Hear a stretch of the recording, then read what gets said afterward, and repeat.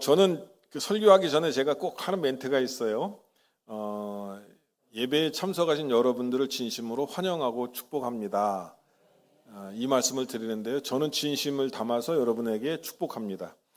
그런데 여러분 예배를 한 번 나오시고요. 두 번 나오시고 세 번 나오시고 1년에 52번인데요. 이 예배를 정성으로 나오시는 여러분들은 진심으로 하나님께서 축복하시고 또 사랑하시는 줄로 저는 분명히 믿습니다. 오늘 이 예배를 통해서 여러분들의 마음속에 쌓여있던 스트레스와 또 여러 가지 복잡한 마음들 다 내려놓으시고 그리고 집으로 돌아가실 때는 평안만 여러분 가슴속에 넘치시기를 주님의 이름으로 축원합니다. 여러분 예수 믿는 것이 신비고 예수 믿는 것이 놀라운 축복입니다. 그런데 저는 한마디로 예수 믿으면 어떻게 되느냐를 여러분에게 말씀을 드릴게요. 예수 믿으면 행복해집니다. 옆에 분들하고 한번 인사 한번 하시죠. 예수 믿고 행복하시지요? 이렇게 한번 여쭤보세요. 예수 믿고 행복하시지요? 여러분 예수 믿고 행복하지 않으면 아니 되옵니다예요. 근데 예수 믿으면 반드시 행복해집니다. 할렐루야. 예, 저는 예수 믿고 행복합니다. 저는 예수 믿고 무엇보다도 축복을 많이 받은 사람이고 정말 오늘 묵상 기도 때 제가 낭독해 드린 것처럼 하나님은 복을 주시는 하나님이시고 하나님은 우리를 놀랍게 축복하시기를 원하시는 분이신 것을 저는 성경을 통해서 만났고 또 실제 살아계신 하나님이 지금도 존재하시며 우리의 삶을 붙들고 계신다고 하는 거 저는 확실하게 믿습니다. 자, 오늘 성경 말씀을 보면은요 정말 귀한 말씀이 나와요. 이 말씀은 어떤 말씀이냐면요, 하나님께서 시내산에 모세가 오르게 하고 거기서 하나님께서 말씀을 주셨어요. 그 말씀을 주시고 그 다음에 모세는 그 말씀을 갖다가 백성들에게 전달을 하고 또 백성에게 들은 말을 모세는 다시 시내산에 올라와서 하나님한테 이야기하는 장면이에요. 자, 그런데 출애굽하고 3개월 후에 이런 일이 일어났다고 이야기를 합니다. 그런데 하나님께서는요, 이 출애굽한 이스라엘 민족 백성들에게 무엇이라고 말씀하시냐면요, 너희들을 이 세상에 나의 소유로 삼고 제사장 나라로 삼고 그 다음에 거룩한 백성이 되게 하리라, 이런 놀라운 축복의 말씀을 전하십니다. 그런데 조건이 하나 있어요. 조건이 무슨 조건이냐면 오늘 5절 말씀을 보면 그 조건이 무엇인지를 알 수가 있는데 5절 말씀을 한번 읽어보시죠. 시작. 세계가 다 내게 속하였나니 너희가 내 말을 잘 듣고 내 언약을 지키면 너희는 모든 민족 중에서 내 소유가 되겠고. 잠깐 이 말씀을 좀 그냥 놔두세요. 여기서 조건절이 뭐냐면 너희가 내 말을 잘 듣고 내 언약을 지키면, 이게 조건절이에요. 그러니까 하나님께서 제사장의 나라 내 소유가 되게 하겠다, 거룩한 백성이 되게 하겠다라고 하는 조건이 뭐냐면 내 말을 잘 듣고, 여기서 듣는다라고 하는 얘기는 그냥 설교 말씀을 듣는다 그런 의미라기보다는 오히려 순종한다라고 하는 그런 의미가 있고요. 그 다음에 내 언약을 지키면, 이스라엘 백성과 하나님과의 언약이 있어요. 이 언약을 통해서 그들은 10계명을 지키고 613개나 되는 율법 조항을 지킬 그런 하나님의 백성으로 부름을 받았어요. 자, 그런데 하나님께서 이렇게 말을 잘 듣고 언약을 지키면 무슨 나라가 되게 하겠다고요? 제사장 나라가 되게 하겠다. 그게 이제 몇 절에 나오냐면 6절에 나옵니다. 6절. 자, 이렇게 하면 첫 번째는 하나님의 소유가 되게 하겠다, 이렇게 이야기하셨고요. 6절에 또 두 가지를 더 말씀하시는데 6절 다 같이 한번 또 읽어보실까요? 시작. 너희가 내게 대하여 제사장 나라가 되며 거룩한 백성이 되리라. 너는 이 말을 이스라엘 자손에게 전할지니라. 아멘. 여러분, 제사장의 나라가 되게 하겠다? 이건 무슨 의미일까요? 여러분, 제사장이 무엇하는 사람인지 여러분 아시죠? 제사장이라고 하는 것은 백성의 죄를 짊어지고 하나님 앞에 나아가서 하나님에게 죄를 용서해달라고 고백하고 또 하나님께서 너희는 이렇게 살라, 하나님의 뜻이 있으면 이 제사장은 백성들에게 하나님의 뜻을 전달하는 중개자 역할을 하는 사람이에요. 무슨 역할이요? 중개자. 여러분, 남자가 여자를 만날 때 중매자를 통해서 만나게 되는 것처럼 하나님과 인간 사이에 교량 역할을 하는 사람이 제사장이고, 중보자 역할을 하는 사람이 제사장이고, 중개자 역할을 하는 사람이 제사장입니다. 그러면 제사장 나라라고 하는 것은 도대체 무엇일까라고 하는 거예요. 이것은 하나님과 열방 사이에 중개자 역할을 하는 나라가 된다라고 하는 그런 뜻이에요. 하나님께서는 지금 200만 명이나 되는 이스라엘 민족을 선택하시고 이 사람들이 하나님의 말씀만 잘 지키기만 하면 열방의 모든 나라를 대표하는, 말하자면 제사장의 나라로 삼으시겠다, 이렇게 약속하시는 거예요. 과연 하나님은 이스라엘 백성들을 통해서 이 제사장의 나라의 역할을 감당하시도록 만드셨다라고 하는 거예요. 그런데 사실은요, 이스라엘 민족이 하나님의 제사장 나라의 역할을 잘 못했어요. 잘했으면 얼마나 좋을까요?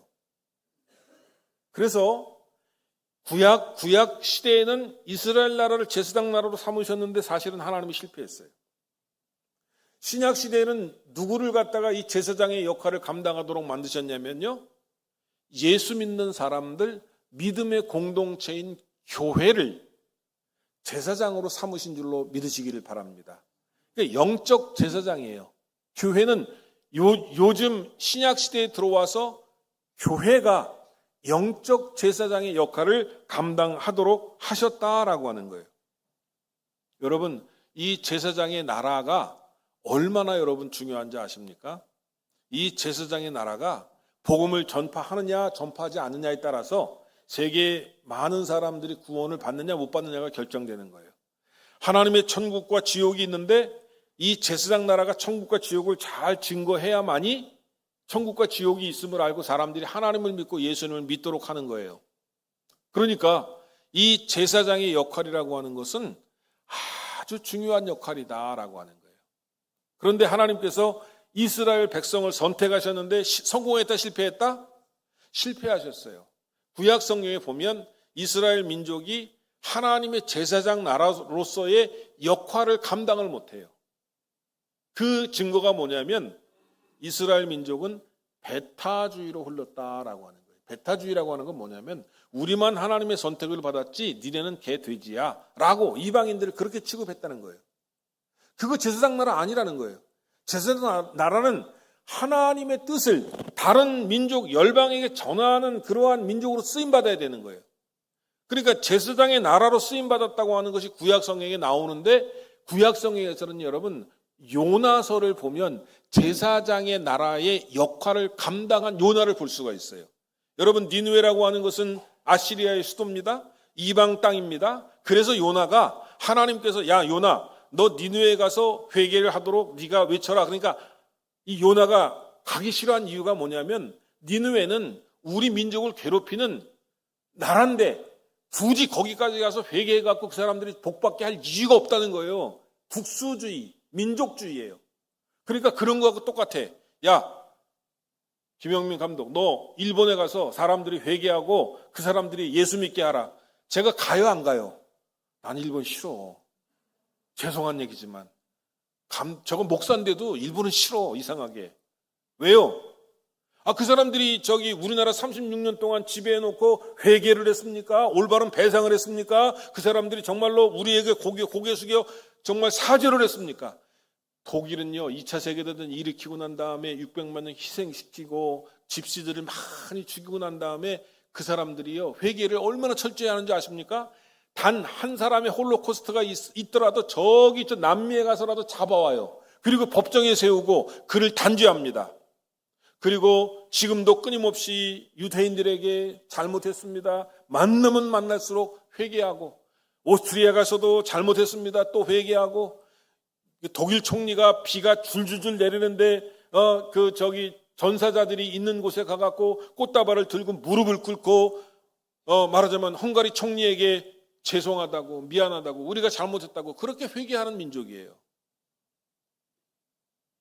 그러니까 요나가 가고 싶어요, 안 가고 싶어요? 가고 싶지 않으니까 니느웨로 가라 그랬는데 거꾸로 다시스로 갔다 이 얘기예요. 그 얘기는 무슨 얘기냐면, 아이고 하나님 나한테 왜 그런 일을 시키십니까? 저 민족이 우리 민족 괴롭히니까 나는 못 가요. 따라합시다. 못 가요. 안 가요. 그게 국수주의란 말이에요. 하나님이 이 요나를 갖다가 죽이셨잖아요. 너 안 가? 너 못 가? 너 끝났어. 네 생명 끝났어. 그래갖고 큰 물고기에 집어넣어갖고 요나를 죽이신 거예요, 사실은요. 그러니까 요나는 물고기 뱃속에서 3일이 있었다는 얘기는 죽었다는 얘기예요. 그런데 하나님께서 요나를 어떻게 하셨어요? 다시 살리셨어요. 그래갖고 요나에게 뭐라고 얘기 또 합니까? 야, 너가 니느웨로 가라. 이번에 가요, 안 가요? 가요. 가갖고 뭐라고 얘기합니까? 이 도성은 이제 하나님께서 심판하실 것입니다. 하나님께서 다 죽이실 것입니다. 멸망시키실 겁니다. 하루만 딱 그렇게 하니까 아이고 니느웨 백성들이 난리가 난 겁니다. 왕부터 모든 백성이 무릎을 꿇고 회개하고 그 다음에 옷을 저 치장했던 옷을 다 벗고 베옷을 입고 그리고 금식을 선포하고 3일 동안 사람들이 물도 마시지 말고 먹을 것도 먹지 말고 짐승에게도 아무것도 먹을 걸 주지 말고 짐승도 금식해라. 아니, 세상에 짐승까지 금식시키는 나라도 처음 봤어. 그래갖고 온 나라가 하나님 앞에 회개하기 시작했습니다. 그러니까 요나는 그것도 꼴보기 싫어. 왜 꼴보기 싫습니까? 회개하면 어떻게 돼요? 사는 역사가 있으니까. 아이고 이 인간들 다 멸망시켜야 되는데 이 회개하고 그냥 하나님께서 그냥 다시 축복하시면 멸망 안 시킬 텐데 딱 요나가 보니까 멸망시킬 마음이 하나님께는 없으셔요. 그러니까 요나가 하나님한테 항의하지 않습니까? 하나님 이럴 수가 있습니까? 이 민족 다 멸망시키신다고 해놓고 하나님 멸망 안 시키실 겁니까? 그러니까 하나님께서 박농쿨을 준비하셔갖고 요나의 그 햇볕이 짱짱 내리쬐는데 그 햇볕을 가리개를 만들어 주셔요. 그러니까 요나가 또 좋아가지고서는 해발짝 해갖고 그냥 거기 그 시원한, 여러분 유럽에 가면은요 그늘 안에만 들어가면은요 시원한 거 여러분 아시죠? 그 시원한 바람 쐬고 딱 그러는데 하나님께서 이 박농쿨을 갖다가 벌레를 보내셔갖고 사각사각 갉아먹어갖고 그 다음날 아침에 일어나니까 그 박농쿨이 어떻게 됐어요? 시들어갖고 말라갖고 쭈그렁 방태가 된 거예요. 그러니까 또 요나가 또 그러는 거예요. 하나님 나는 내 열조보다 낫지 못하니까 하나님 나 죽이시오. 이렇게 아주 항변을 해요. 여러분 무슨 얘기냐면 제사장 나라는 내가 좋아하든 싫어하든 그 민족에게 가서 예수를 전하고 하나님을 전해갖고 복음을 믿도록 하는 것이 제사장 나라의 역할이다라고 하는 거예요. 이것이 신약시대에는 교회로 전이 되었다라고 하는 거예요. 이제는 교회가 제사장 나라의 역할을 감당을 하게 되었다라고 하는 겁니다. 여러분 그런데요, 베드로전서를 보면 이 교회의 역할을 말씀하고 있는데 베드로전서 한번 보시죠. 베드로전서 2장 9절 말씀에 이렇게 말씀하고 있습니다. 여러분들이 같이 한번 읽어보실까요? 시작.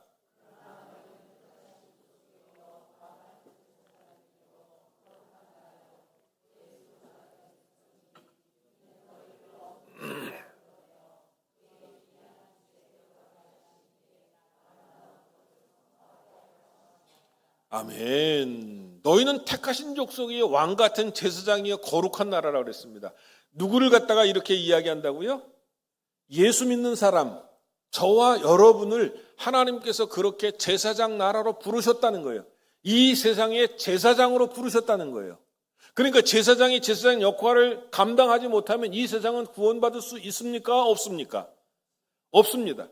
우리가 제사장 나라의 역할을 감당해야 되는 거예요. 저 사람들은 하나님을 모릅니다. 우리는 하나님을 압니다. 그러면 하나님을 먼저 한 우리가 그들에게 제사장의 역할을 감당해야만이 그들이 구원받을 수 있다고 하는 사실인 것입니다. 그런데요, 역사 속에서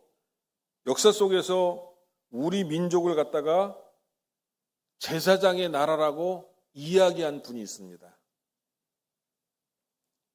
그가 누구냐면요. 하와이 열방대학을 수립하고 예수 전도단을 창립한 창립자이자 세계 대학 네트워크 유니버시티 오브 더 네이션이라고 하는 네트워크의 공동 설립자인 로렌 커닝햄이라고 하는 분이 대한민국을 제사장 나라라고 언급하셨어요. 대한민국은 마지막 때에 하나님께서 쓰시기 위해서 준비하신 제사장의 나라다. 2000년대 초반부터 여러 차례 한국을 방문하셨고요. 대한민국이 하나님의 특별한 사명을 가진 나라다. 민족이다. 그래서 제사장의 나라로 쓰임받을 것이다 라고 그렇게 예언을 했어요. 한국교회가 세계 선교의 중심에 자리매김할 수 있도록 기도와 헌신을 촉구했습니다. 여러분, 이 대한민국은요, 예수 믿은 지 이제 140년밖에 안 돼요. 그런데 우리나라가 언제부터 그렇게 선교사를 많이 파송하게 되었느냐면요, 1990년대부터 선교사를 파송해요. 1990년도면 우리가 100년의 역사가 안 됐는데 하나님을 열심히 믿고, 그리고 하나님을 믿고 축복을 체험하고, 그리고 이 축복 체험한 것을 전 세계에 증거하려고 세계 선교사를 파송을 합니다.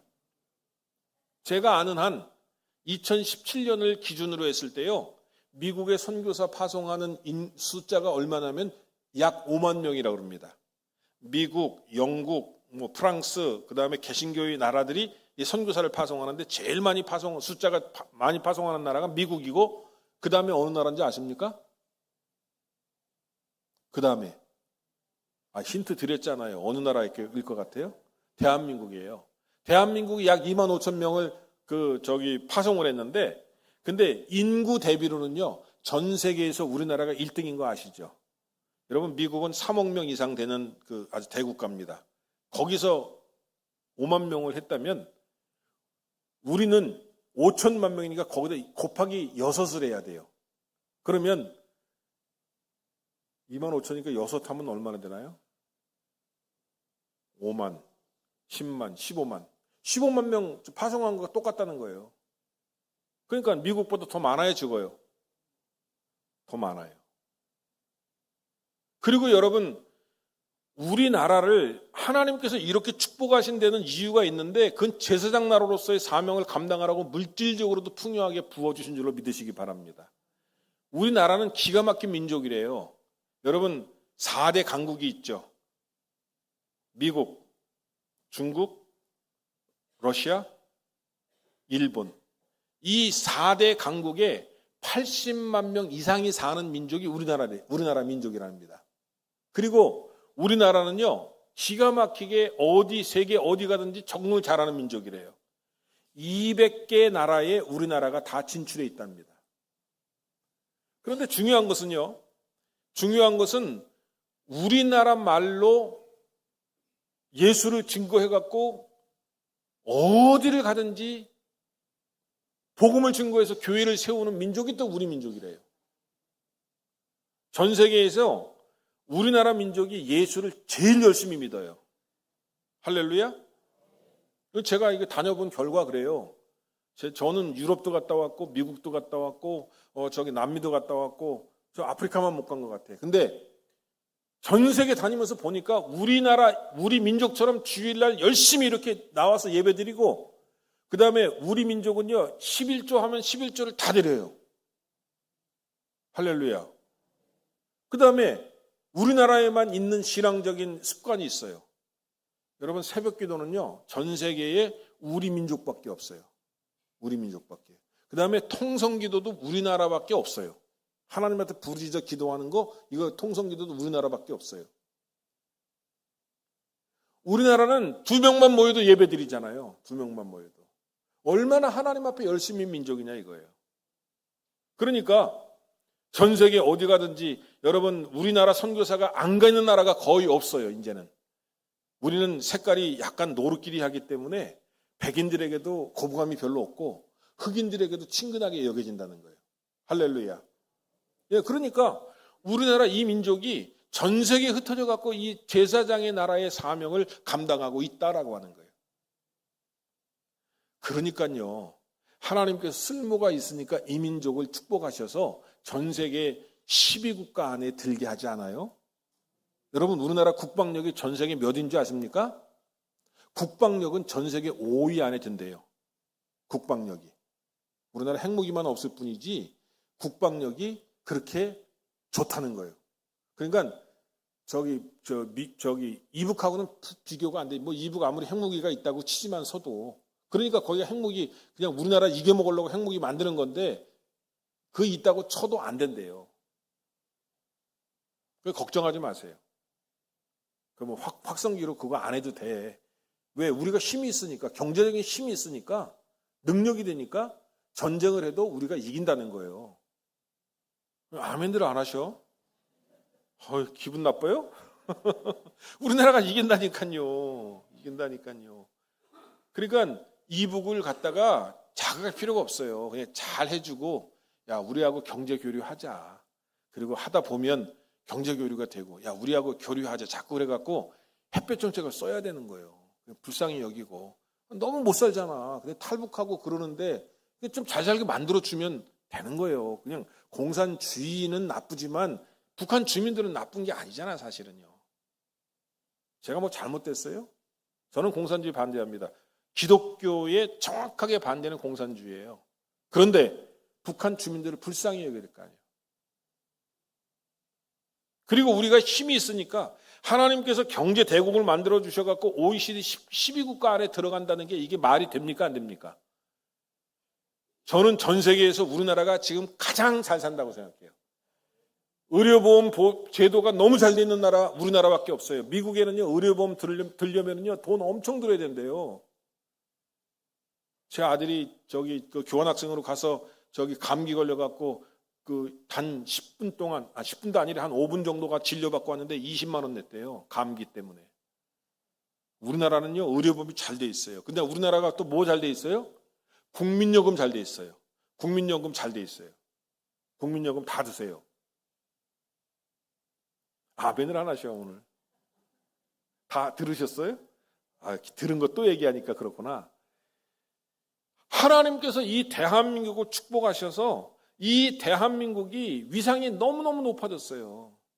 이제 더 이상 얘기 안 해도 여러분 다 아시잖아요. K자만 들어가면 전 세계에서 하나님께서 높이 드셔서 이제 K자만 들어가면 하나님께서 높이 드신다고 하는 걸 우리 민족이 다 압니다. 자, 그렇게 하나님께서 그렇게 만드신 이유는 무엇일까요? 이 민족이 전 세계에 복음을 증거하라고 하나님께서 제사장 나라 선택하셨기 때문에 그 하나님의 뜻을 이루라고 하나님께서 그렇게 만들어 주신 줄로 믿으시기를 바랍니다. 자, 오늘 이 자리에 나온 여러분들이 제사장의 나라입니다.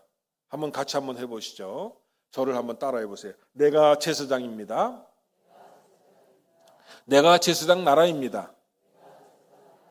바로 저하고 여러분들이 하나님께로부터 부여받은 사명이 뭐냐면 제사장 나라라는 거예요. 제사장 나라. 내가 제사장이구나. 내가 사회에 예수 안 믿는 사람들에게 제사장 역할을 해야 되겠구나. 내가 예수를 안 믿는 나라에 가서 선교사로서 제사장 나라의 사명을 감당해야 되겠구나 라고 하는 그런 마음을 가지고 살아야 된다는 거예요. 오늘 하나님께서는 김영민 목사를 통해서 여러분에게 분명하게 말씀하시는 건 뭐냐면 여러분들이 제사장이고 여러분이 제사장 나라라고 하는 거, 출애굽기서에만 쓰여 있는 것이 아니라 바로 오늘날 우리들에게도 하나님께서 그 음성을 들려주셨다고 하는 거 기억하시고 이번 한 주 동안 생활하실 때 내가 세상의 제사장으로서 제사장 나라로서의 사명을 감당하고 믿음으로 사시기를 주님의 이름으로 축원합니다.